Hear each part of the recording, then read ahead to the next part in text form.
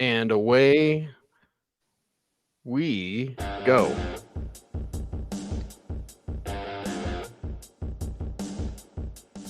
Doesn't feel right until we get the music. When we get the Can Rock music, then it's like, oh yeah, I know what this is. Showtime. Showtime, baby. Showtime. That's right. Showtime is on time. OBT. BFD. Road trip coming up for you and me. Gonna reenact some Tommy Boy scenes, huh? Oh, for sure. 1,000% gonna be a blast as we bring you the blast on this program. It is orange and blue today. It is Cecil, Lammey, Andrew Mason, and making Bo Nix comfortable. That's the point of this entire show, and kind of examining what's been said this week. Mace, how do you feel the Broncos will make Bo Nix more comfortable in week 3? Hopefully better pre-snap process, getting the plays in a little bit faster. I think that, and I also think we're going to see, as part of that pre-snap process, fewer substitutions, fewer different personnel groups on a possession. I think we'll see more leaving the same personnel group in for 2 or 3 plays, and then maybe not making a change until you've got some kind of stoppage, incomplete pass, that sort of thing. Because I think that's where a lot of the hold up in the process is happening. And when you're having those plays where you're seeing the huddle broken at around 10 seconds, usually those plays are involving multiple substitutions. Yes, and that's where, and that, do you believe that's what Sean Payton meant by reducing the variables? We got the clip, we can play it. But it's something that we've been reacting to now because he's like, reduce variables, reduce variables, reduce variables. Well, what does that mean, coach? Let's play the clip. Okay. Look, I think reducing the variables can help. And I just, it's something that I think you have to look at as a coach. You have to start, all right, what can we do better? And I think that's one of the things that we've talked about quite a bit. How do we reduce the variables? And then, who's doing it? Those 2 things I would point to. Okay. Now, what does that mean in terms of personnel groupings? Yeah, who's doing it? I would say this, Mace. My guess, and this is a total guess, you're going to go with the guys that you can trust. So this means Court, we're going to feed you the ball. And Josh, you got to be more reliable. And Greg, if you don't have chemistry, we're going to find somebody else. So the variables, to me, reducing variables means just going to players you can trust. I don't think you can trust Javonte. Maybe they give him another shot. A conversation with Mike Kliss today. He said, we're close to seeing more Tyler Beatty. We might be damn close. So reducing the variables, to me, Mace, means trust the personnel and keep them out there. Well, you should have basically, Tyler Beatty should have given him more shots last game, I thought. That's kind of part of it here. You've got to be adaptable to which players are doing well in the game, but that means those players have to be prepared. I would say, I'm not sure it's a fortunate development, but if you are reducing the number of substitutions, does that mean even less of Marvin Mims than you've seen before? Or is it, all right, we got to push this guy out in the water and see if he can swim, which means leaving him out there for some plays where you're more likely to run the ball. Yeah, more likely to run the ball, and you've got to make it work. They're going to stack the line to stuff the run.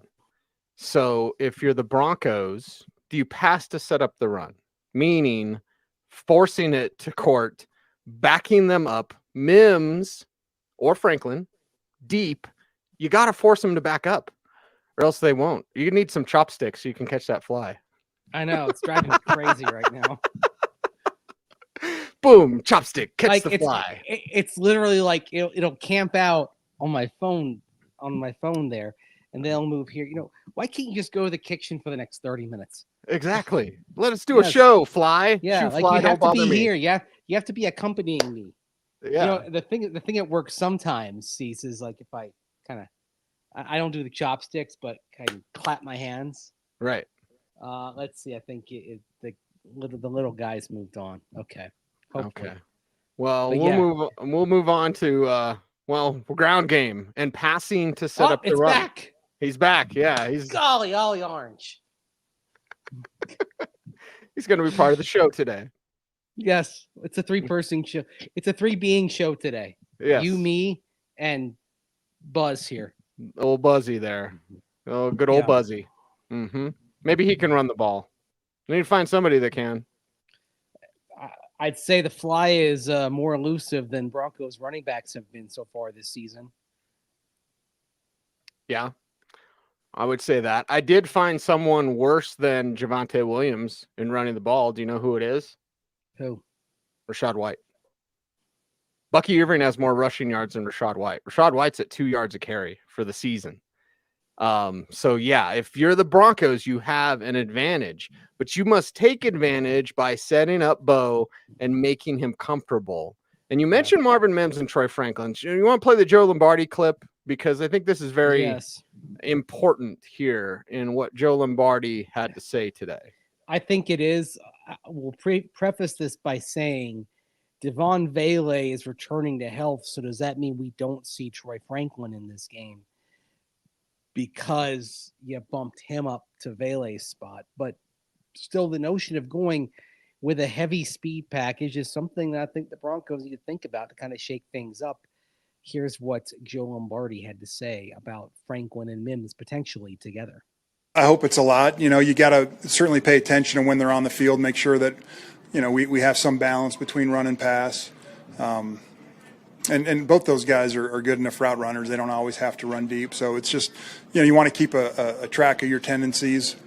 But, I think they're both, that speed's important and it loosens up the defense. So, having them on the field, is important. Loosens up the defense, but he also talked about the run tendencies. So part of that is if you're going to be out there more, you got to block. You got to block effectively. Yep. Can they do that? No. No. Not right now. Court can. I believe that Josh Reynolds can.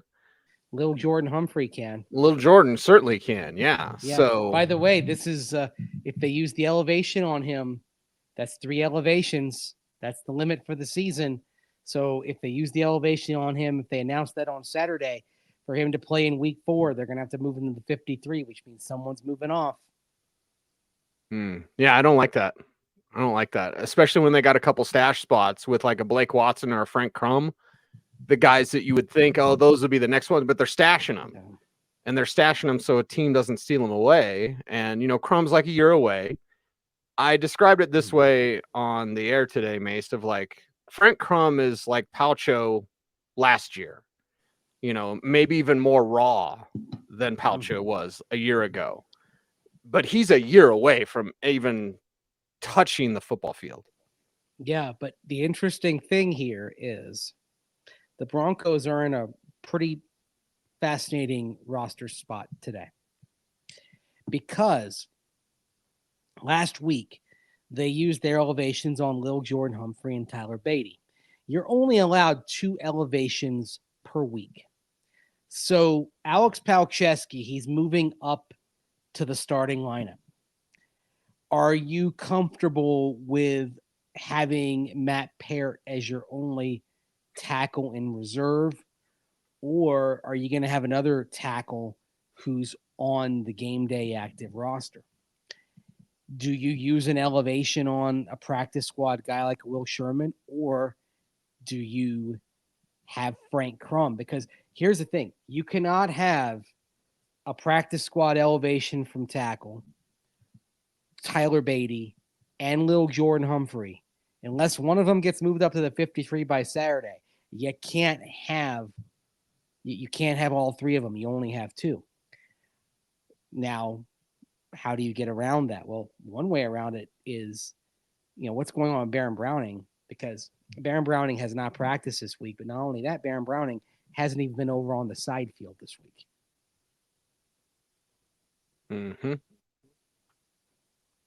So does he end up going? And remember, the Broncos would sometimes do those injured reserve moves. I mean, they moved McGlinchey on Wednesday for Dondre Tillman. Right. We saw some moves to injured reserve happen on Saturday of that week. Is that something that might be coming for Baron Browning? Because again, we have not seen him out there yet. And I believe because the Rams already filled it up, you only have 8 IR designated return spots, correct? Okay. So could that be coming for Browning? And does he just need that time? That's a month on IR, basically. Yeah. You have to miss 4 weeks. It's what McGlinchey's getting. He's already there. He's already on IR to make room for Tillman, who, in terms of your game day active roster, Tillman is taking Browning's spot. Like he's your edge rusher 4. We're going to get more into edge rusher in our Friday because with Browning out, it's grow up time for Nick Bonito and Jonah Ellis. Mm-hmm. Yep. It's time for them to do more. It's time to make Bo Nix more comfortable. Now we've got tons of clips, but Sean Payton talking about Bo Nix in the pocket. Let's discuss this. And I'll play this clip from Sean Payton because Nix in the pocket is where he needs to be better. Nix on the run, perfectly fine.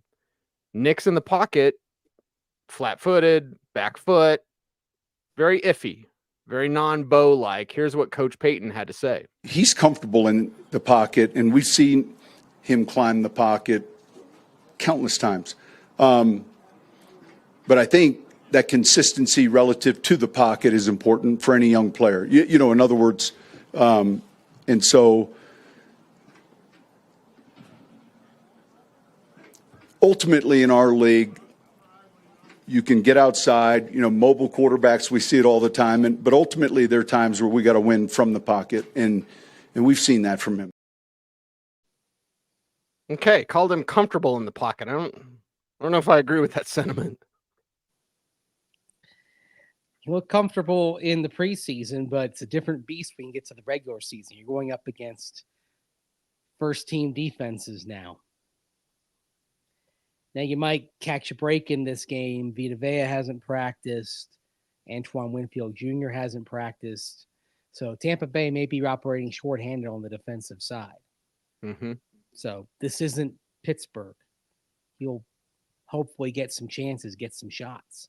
But I would not describe Bo Nix through 2 games as comfortable in the pocket. And, hey, that's okay. Peyton Manning didn't look terribly comfortable in the pocket his first 2 starts in the NFL. That's the kind of thing that sometimes takes some time. Very rare is the quarterback when you open the package, everything that you want him to be. You've got to, there has to be learning from experience. The thing is, with Bo Nix and with any quarterback you draft, you are counting on those traits revealing themselves in a positive way once the player adjusts to the speed of the game and then gets to the speed at which he must operate. Bo Nix isn't there yet, but you're hoping in a few weeks you're talking about the steps being made to get him there and things looking a lot better. That's why, we talk about what he does on a game-to-game basis, but neither you nor I are sitting here hitting the panic button. And I don't think the Broncos are either, nor should they. No. And this is a week where you can get Bo Nix going because of those defensive injuries, because of the secondary injuries and the defensive line injuries for Tampa Bay. Guys are a little bit banged up. Bo comes in if you feature more of Courtland Sutton. And every week at Football Guys, we rank the matchups for fantasy purposes, but you can take NFL purposes from it too. We have 5 great matchups this week for quarterbacks. Number 6 in the good category, 5 great. The next category is good, and the top quarterback is Bo Nix. Interesting. Yeah, so not a great matchup, but top of the good matchup, and there's 8 good teams, 5 great matchups. Bo's at the top of that.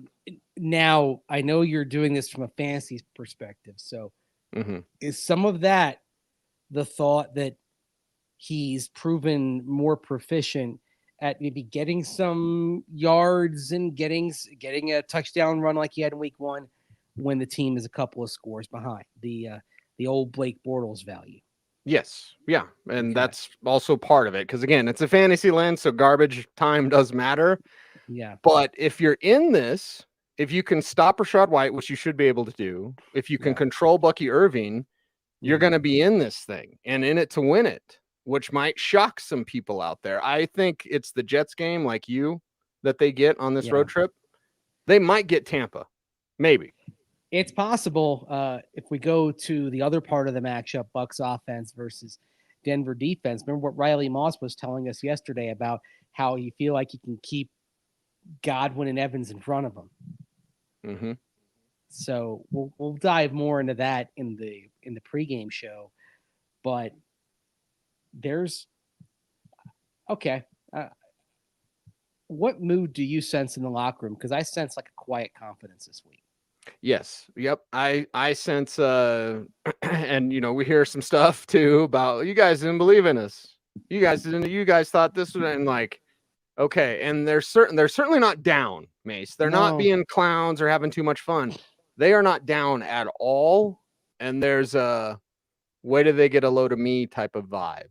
Yeah, it's very professional, but very, they're not gonna like come out and proclaim before they do it.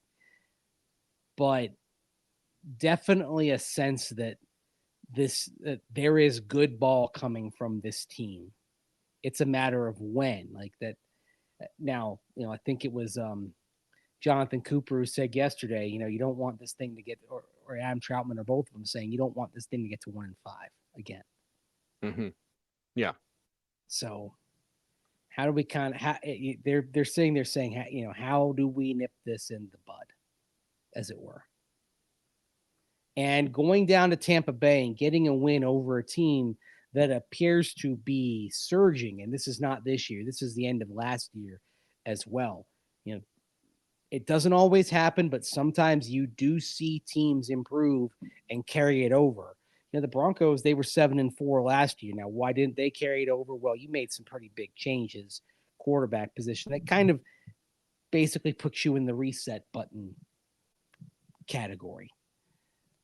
Bucs didn't do that. And the big loss that they had was Dave Canales going to Carolina.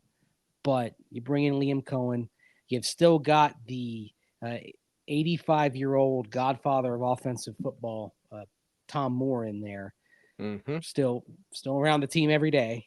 And that helped continuity-wise. And then, of course, re-signing Baker Mayfield, and Baker Mayfield maybe taking less than he would have gotten on the open market, allowing you to make sure you brought back Mike Evans.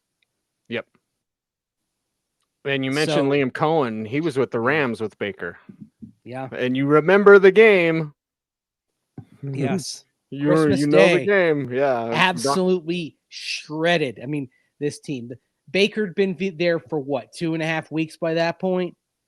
Yeah. And you would have thought Baker Mayfield had been there for years running that offense. It was just, the operation was smooth, and he was doing it with mostly backup receivers at that point. Mm-hmm. Now you got Chris Godwin and Mike Evans. Yeah, that Rams team was shredded, decimated, and they destroyed the Broncos. Got a coach fired. Although I think that was less about the Rams, and that was more about fight on the sideline. Yeah, just all out of control. Randy Gregory in the handshake line, like a team that had just lost all control of itself at that point. Yeah. Yeah, Dalton Reisner scuffling on the sideline, and then like a couple of days later, he's named. He was named what, the Man of the Year nominee that year? Yeah. Yes, he was. Yep. Yeah. That was an awkward press conference, huh? Yes, it was. We're not going to beat around the bush. It was. There were a lot of strange moments that year, man. Mm-hmm. And now we see former Broncos play caller from that season, Clint Kubiak, looking like the second coming of Kyle Shanahan. Who knew? Yeah. And didn't know based on the work that year. I'll tell you that. No, not at all. I felt bad for Clint. I was like, oh boy, this is rough. But if we look back at Kyle had to go to the Browns. I'm not saying the Broncos. Maybe that's the Browns. What it was. Oh God. Yeah, he had to leave a bad situation.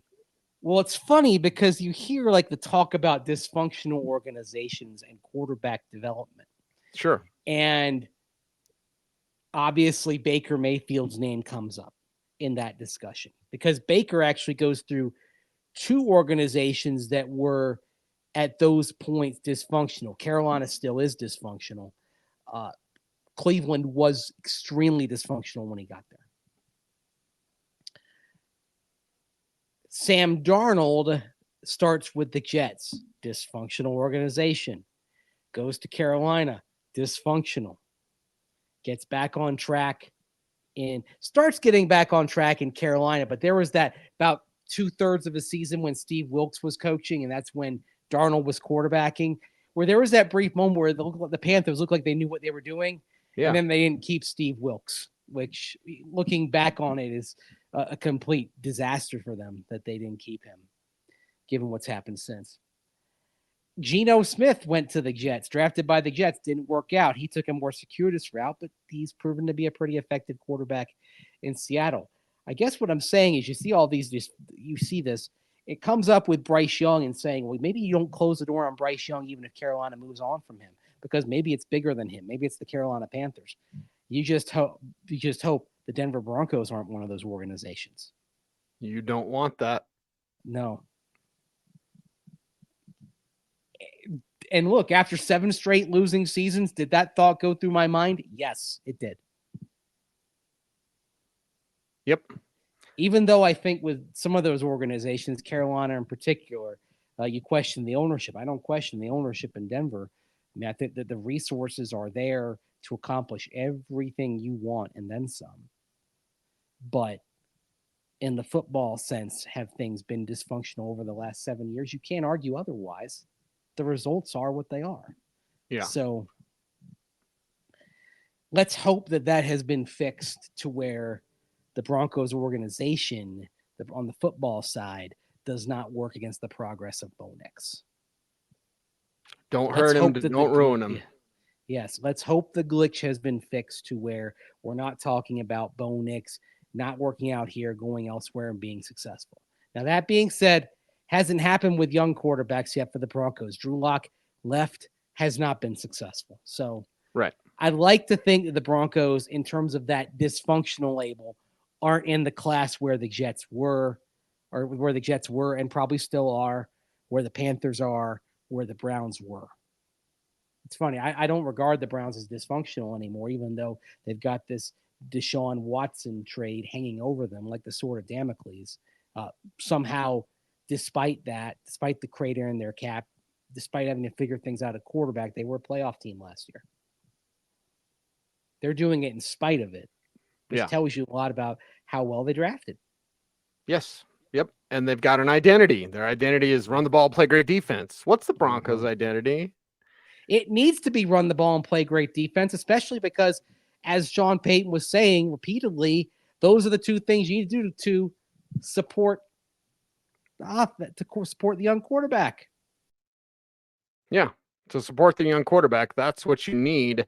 And you're not getting it from the Broncos. You're not getting it from what Sean Payton was saying he would do. Why does that happen once a show? I don't know. Anyway, I want to go on that comment that we got on our screen here. Wattenberg being in Bo's lap is part of the problem. One thing, when you've got a young quarterback and a young center, it can be kind of rough. We actually saw it back in 2020 with Lloyd Cushenberry, then a rookie, and Drew Lock working together. Yeah. And this is where the cap issues do come into play for the Broncos, because if not for all the dead money, the situation in which the Broncos found themselves, pretty good chance that Lloyd Cushenberry would have been back if we were talking about a normal dead money situation. Sure. Cush is missed. But, Holy Diver saying, shame we didn't even try. When you are navigating a situation like that, you've got to have some faith in the players you're developing and see where they go. Set it up and knock it down. Thomas talking about RPO Bo. That's something fans are talking about on Twitter. Is like, why can't he just RPO? Why isn't there RPO Bo? Why isn't there? It's, You don't want him running Payton's- all the time. He's got No, 5 but runs a Payton's talked about using more elements of that. Maybe that's something that helps him build a reservoir of confidence. Reduce don't the want him to- variables, but Yeah. you know what I want? Pre-snap motion. It's a must. If you sub less and you streamline the process of getting players in and getting the play call in, you can motion. You'll have time to motion. Some of the times when you're breaking the huddle at 9 or 10 seconds, a lot of times you don't have time to motion. Mm-mm. It's get everyone set and go. I mean, and also, and as I point out in my piece at denversports.com a couple of days ago, there is a connection in per play outcome between getting that ball snapped early and snapping it late. Yep. And they're going to have the numbers on that. They're going to have the data on that. And that's the one thing I do enjoy about Peyton's staff is they're very analytics friendly. Mm-hmm. And they look at stuff like that. Like, okay, what happens when you're snapping the ball at this point? What happens when you're breaking the huddle at this point? And the data isn't good if you're breaking the huddle late. No, it's not.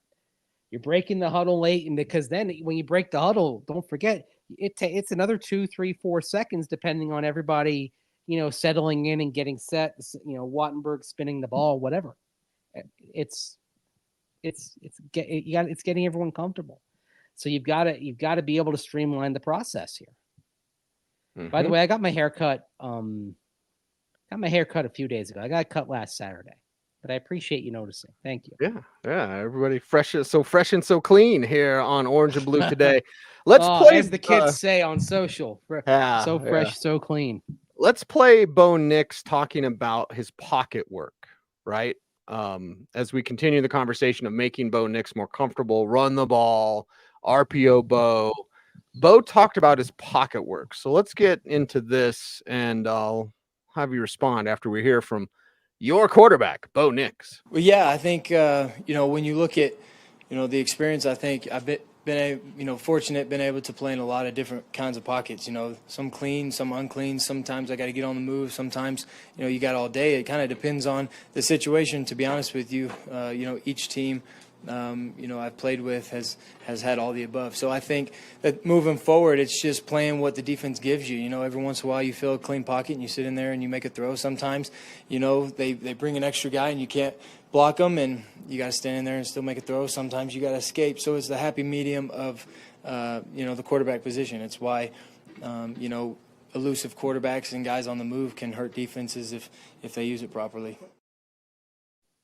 Okay. There's sometimes I feel Bo should run before he does, or if he does. And there's sometimes when he throws off his back foot when he doesn't need to. So you mentioned happy medium, Mace. He's not at the happy medium. No, he's not there. Yet. Yeah. Not yet.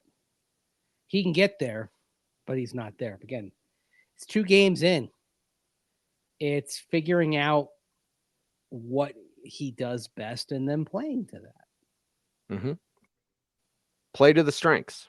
Yes. Of that young man and set him up. And his strengths probably involve him running more than eventually you want him to. Yes. Right. And that's what and he's not necessarily a running quarterback, Mace, but as running quarterbacks get older, you want him to run less. Steve Young. Yes. Steve Young was a runner. He'd run all over the place. And then as he got older, he became a passer, and once in a while he'd run. Hell, John Elway was like that. He could still scoot a little bit. Super Bowl 32 helicopter play. He could scoot a little, not like he used to when he was young, but you want to reduce that. Right now, that's got to be part of what Bo does. It's not there yet as a passer. Be patient, but at the same time, let him make plays. Let him be comfortable. None of this seems organic, Mace, and that's what is probably the most off for me. Because Bo's doing un-Bo things and Sean kind of doesn't trust him, but then kind of gives him too much. It's weird, dude. It's like, is he giving him too much of the menu or giving him a menu that's too large? I mean, a rookie quarterback can't handle a menu that looks like the menu at the Cheesecake Factory. Right. Okay. And also, I mean, if you're going to succeed, you got to kind of focus on the core thing, like the core things. Honestly, like I go into a restaurant that's got a big menu. I'm not necessarily interested in that unless it's a Mexican restaurant. Mm-hmm. You got to know what you do best, right? Because Mexican cuisine has a lot of, okay, well, this is good. It's the same thing, but we're going to do it as a burrito. We're going to do it as a taco. We're going to do it, as an enchilada, whatever. So there's a lot of things. There's a lot of Chimichanga. There's a lot of tweaks you can do on it. That increases the size of the menu. But generally speaking, when it's just too much. Like, you can't be good at chicken parm and also good at cheeseburgers. Like that doesn't necessarily come together, right? Doesn't usually come together.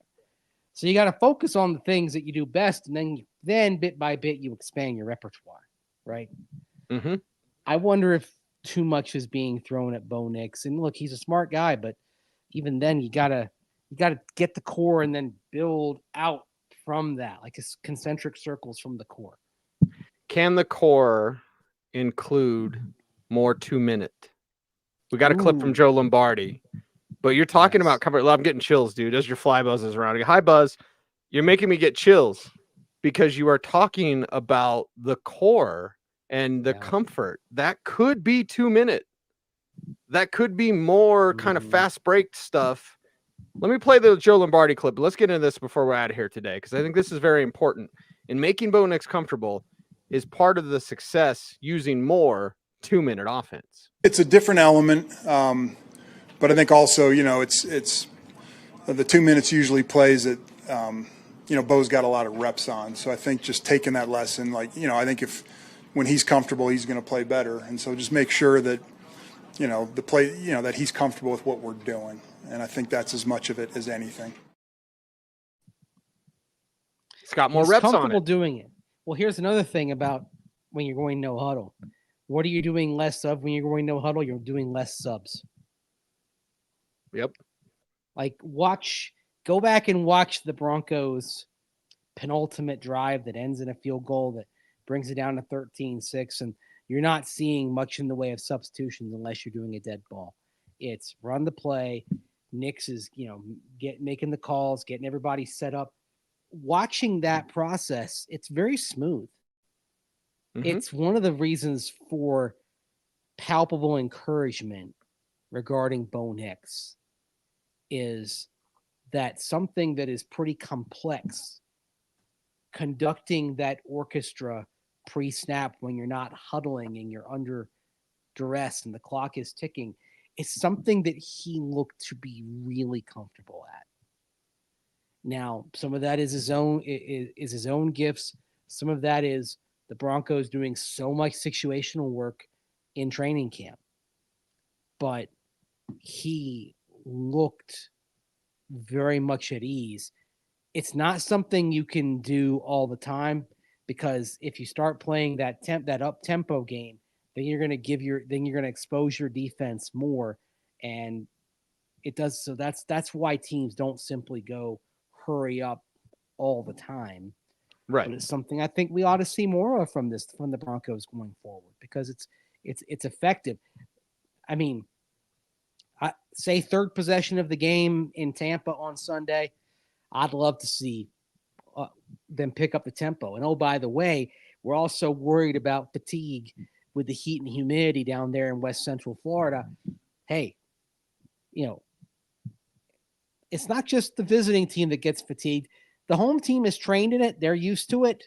It doesn't mean they don't get tired either. And don't forget, it's a defense that so far this week in practice hasn't had 2 defensive line starters, hasn't had Antoine Winfield Jr. either. So it might be a defense that's battered, beat up a little bit. You can take advantage of that. Yeah, and you can go out there and have that quiet confidence. Mm-hmm. Make sure you do your part and win. And you said third drive. Let's keep track of this, Mace. Third possession. I think you get a set of first downs, so you don't go 3 and out on your first drive. I wouldn't mind seeing it that quick. Maybe that's crazy or stupid, but get in a rhythm. Hey, we moved the chains. Now we got you. One of the things I want to do is a little bit maybe lull the Bucs into a sense of complacency that what they're going to see this game is what the Broncos showed the last 2 games. Okay. That's why I say, like, just a little jab, and then you throw the punch when they're, because you've sort of taken them off the edge, out of their edge a little bit, right? Like, you've calmed them down. You didn't come at them with the haymaker early. So they're settling in. They think they're getting comfortable. And then you go out there, no huddle. Like that. Got him. Yeah. Hit them with no huddle. Get them on their heels. I like Get it. their tongues wagging in the heat. Mm-hmm. Yep. Be the bully. You can be the bully in more than one way. Take it to them. I mean, look, this is a team. I mentioned their injuries. I'll also say this. They're coming off a really emotional win. I mean, that Detroit ended their season, very tough playoff loss back in January. So going up to Ford Field and getting that win, they're feeling pretty good right now. They're feeling like they're on a high. They're feeling confident and maybe even a little overconfident. Take advantage of that. Mm-hmm. There is a path to victory in this game. The Bucs are a good team, and certainly based on what we've seen, I would be surprised if they're not a playoff team this year. I think the only thing that keeps them out of the playoffs is if Baker Mayfield misses a substantial amount of time. If Mayfield stays healthy, I think that team is playing deep into January. But doesn't mean you can't get at them right now. And boy, that would change everything about how you feel. Imagine going up to West Virginia, having gone on the road in a tough environment, tough conditions against a very good team, and knocking them from the ranks of the unbeaten. That is a sort of thing you can use as a springboard. Yes. Yep. And you can use it as a coming together moment because you're going to have shared moments. There are going to be lots of shared moments over the next 10 days for the Broncos. Well, for us, forget the Broncos. Yeah. It's about you and me, man. We're be on the road. Man. 3.5 hour road trip. Driving down Interstate 81, down the spine of the Blue Ridge Mountains. If we got a Wi-Fi signal or cell signal, we're going to go live. We will. The thing that you have to be aware of, are you familiar with the National Quiet Zone? I have no idea what that is. I haven't heard that in my whole life. The United States National Radio Quiet Zone. It's an area of land in which radio transmissions are restricted by law to facilitate scientific research and the gathering of military intelligence. I'm reading that right off Wikipedia. I remember hearing about this about 15 years ago. So radio and television transmitters have to, have to go at reduced power and use antennas that are directional antennas. And even we're not going through the heart of the quiet zone. In the center of the quiet zone, some people can't even use Wi-Fi or microwave ovens. Wow. It's not so bad where we're going to be, but there might be some dead cell phone pockets, but you know what? We're going to try it anyway. Yeah. You got your laptop. We'll figure it out. I got my phone. We got our new laptops. Yeah. We got to get mine in the morning. That's what I'm doing after we record our show. Okay. You got yours? Good. I get mine tomorrow as well. So. Oh, good. So you'll have it for the road trip then. That's might nice. be there at the same time. You can teach me how to use a Mac. Oh, it's fun. It's easy. Yeah. Macs are more intuitive once you get used to them. Right. All right. That's a wrap for today's program. We've got a Saturday show coming up. It's our pregame show, our Friday show, which will handle the pass rushers. And of course, may still be out there in Tampa. We're a 7-day-a-week show now. That's pretty wild when you think about it. I like that.